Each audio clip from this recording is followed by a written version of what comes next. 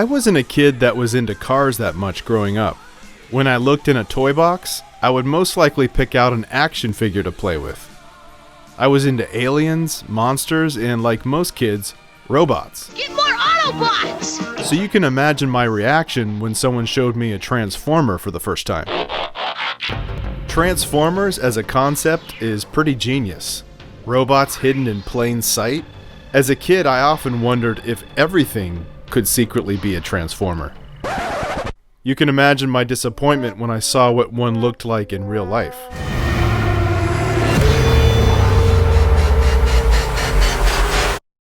Before I give my review of the new film, let's take a look at some of the history first.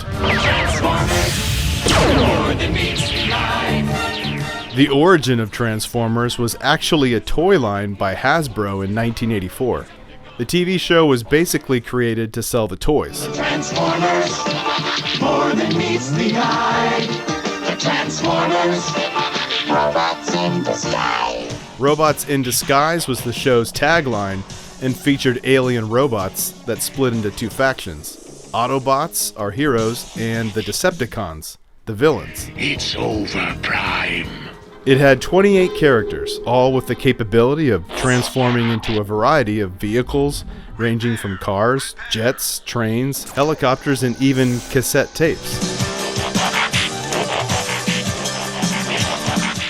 Remember, it was 1984.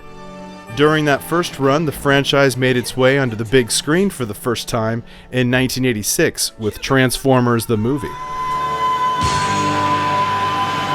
To this day, I still consider this to be one of the greatest pieces of hand-drawn animation.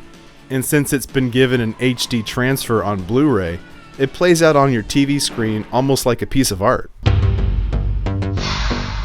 The film features the famous voice of Orson Welles as Unicron, giving his last cinematic performance just before dying in 1985, 1 year before the film came out. I am Unicron. Besides being a Transformer that's the size of a planet, I think the fact that it has the voice of Orson Welles just makes Unicron even more powerful and eerie as a character. It always reminds me of the Death Star.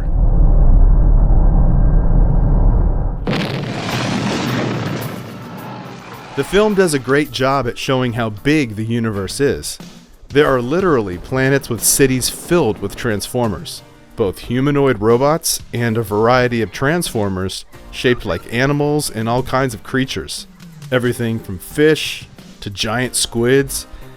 And look at this alien. He looks like he's right out of a Ridley Scott film. There are also large Transformers too.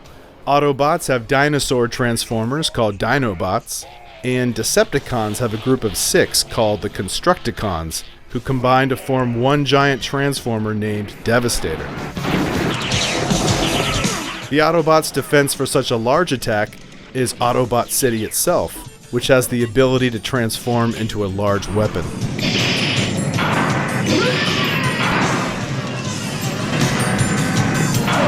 There's a few scenes with humans in the film. They can become Transformers too when they put on exosuits. Transform!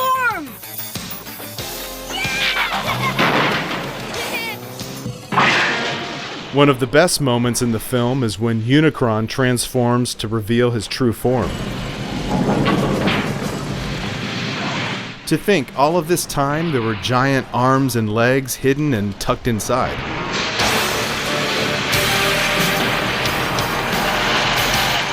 That scene always reminded me of Mega Maid from Spaceballs. It's a Transformer.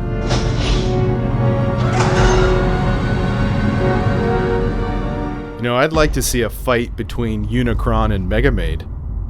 And to carry out all the great action in Transformers is a fantastic 80s soundtrack.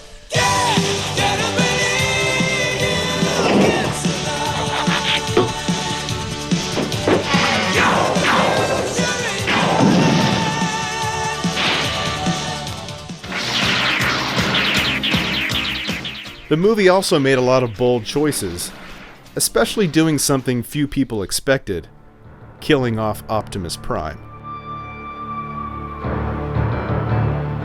something that some people still haven't gotten over. Years passed after the original series ended, but in '96 came an important entry to the franchise. Beast Wars premiered on TV, and it brought something new to television: computer animation. I have left the Predacons to join your group as leader. It's primitive when we look at it now, but at the time, it was really exciting to see computer graphics on TV. And we can thank Toy Story for paving the way for that to happen when that film came out in theaters the previous year. Computer graphics not only was great for enhancing movies across the board, but it was literally the only way for a live-action Transformers film to be possible. And in 2007, we finally got one. Before time began, there was the Cube. The first film in Michael Bay's trilogy is really good. It's a robot. But like a different, like a super advanced robot. And when it comes to action, Bay is a master at making things look epic.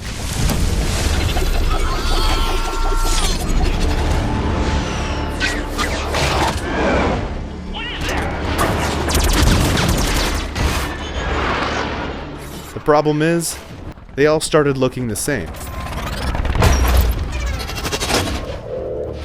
The design of the Transformers is very different from the TV show.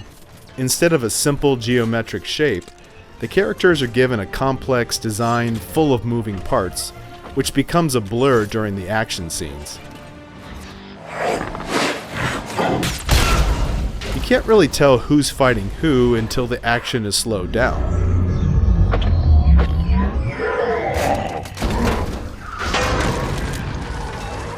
People often describe the characters sweeping across the screen like a blur of scrap metal. But not all the action is a blur. There are some sequences that play out pretty smooth, and when you get a chance to really take a closer look at the character, you start to notice the small moving parts that make up their face. My name is Optimus Prime. The facial expressions on each Transformer are really creative. Weapons down. And we'll let you escape with your dignity. Each has their own unique way of making a mechanical expression, and they're all very different, and because of that, you can start to tell them apart. The Transformers evolve throughout the series. They get new looks and upgrades. Optimus Prime gets the best upgrades, collecting new accessories like a fancy gun, special armor, and a trailer full of weapons. One of those weapons inside is a jetpack he calls his flight tech. To best appreciate Michael Bay's series, I'll just highlight the top moments that define each film. The first film has a moment that I'll never forget while watching it for the first time in the theater. The scene that got a huge cheer from the crowd was when we saw the first Transformer car chase. Once the music hit, people went nuts.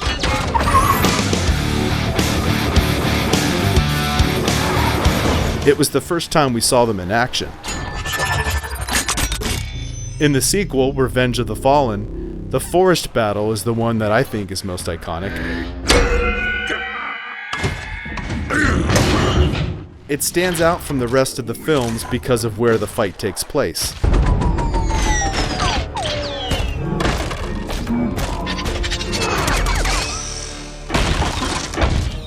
Most conflicts take place in the city or a desert, so this brought a refreshing change of scenery. We meet Ravage for the first time, a cat-like transformer who specializes in infiltration. Devastator also gets his big screen debut. Fans finally got to see what a combiner transformer would look like in real life.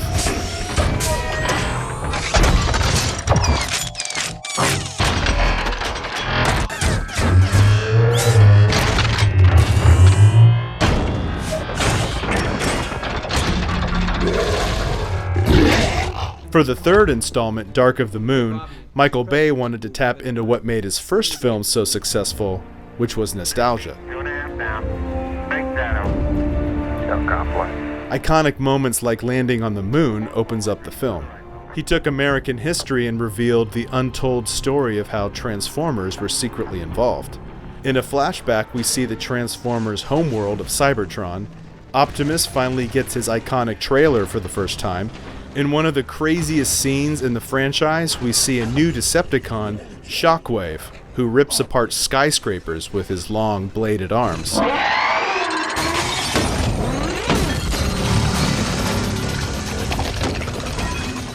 Other new characters include one of my favorites that clearly looks like a predator, and a bird-shaped Decepticon named Laserbeak acts as a scout, delivering messages to Megatron. Autobots have taken the bait. They've discovered the Ark. Megatron himself takes on a new look in the film, displaying his wounds from the last fight and sporting an apocalyptic look. The skydive scene is my favorite part of the film. This sequence falls in my top 10 favorite movie stunts ever. Time on target, 20 seconds. I mean, it's ridiculous what this stunt team was able to do. It's so awesome. Sector 6! Lastly, the invasion sequence is remembered for how violent it is. People are literally vaporized on screen. What is this rated? Dark of the Moon is definitely the most violent in the series. Age of Extinction, the fourth film, came out in 2014 and brought us the Dinobots. Legendary warriors, the powers that created us now want us all extinguished. We must join forces. Like the characters in the show, they're not very smart. Me, Grimlock, no like you. But they have a lot of power. Oh no. I was expecting a giant car.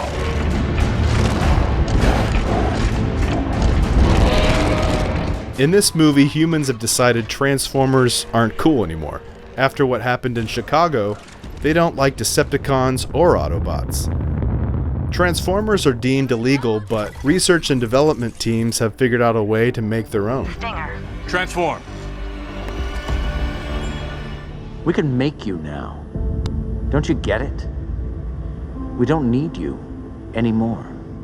This time, the machines have the ability to separate into tiny particles and rebuild themselves within seconds.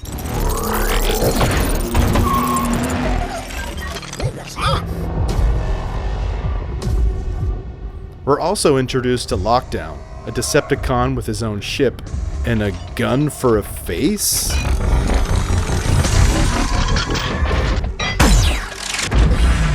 And we see the return of Megatron, but in a new shell.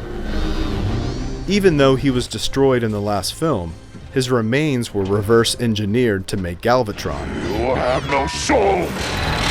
That is why I have no fear. An upgrade that also happened in the animated movie. Behold, Galvatron. When Optimus Prime awakens the Dinobots in the final act, he proves his worthiness by defeating Grimlock and then rides him into battle. Something Grimlock's pretty used to by now. Autobots, we charge together. Now roll out! So what did I think of the new film? All cameras, ready, and action! Transformers: The Last Night was completely ridiculous. And a lot of fun. I mean, this movie has dragons, wizards, and Nazis? To enjoy these films, you have to treat them like a Saturday morning cartoon. You're not watching them for an Oscar performance or a sensible plot. You're watching because of the action. Michael Bay claims that this is his last Transformers movie, and I believe him. We are shooting with IMAX 3D, and the results are phenomenal. The third act of this film is worth the ticket price alone. The trailer made it look like the film was mostly about a group of young kids, but in the actual movie, they only appear in a few scenes. Instead, most of the film involves an attack from Cybertron, and we learn who created the Transformers, as well as discover the hidden location of the franchise's biggest villain, Unicron. Overall, I give the film a C-. Visually, the film is beautiful to look at, but it's a mess. It debuted at a franchise low in its opening weekend with only $44 million domestically, but most likely it'll be saved by the foreign box office. The future of the franchise will make a major change next year with the recently announced Bumblebee solo film that's slated for a 2018 summer release. It gets a new director and is supposedly going back to the classic look of the TV show, which takes place in the 1980s. But what did you think? I hope you enjoyed the review. Leave your thoughts down below. Please like and subscribe, and we'll see you next time.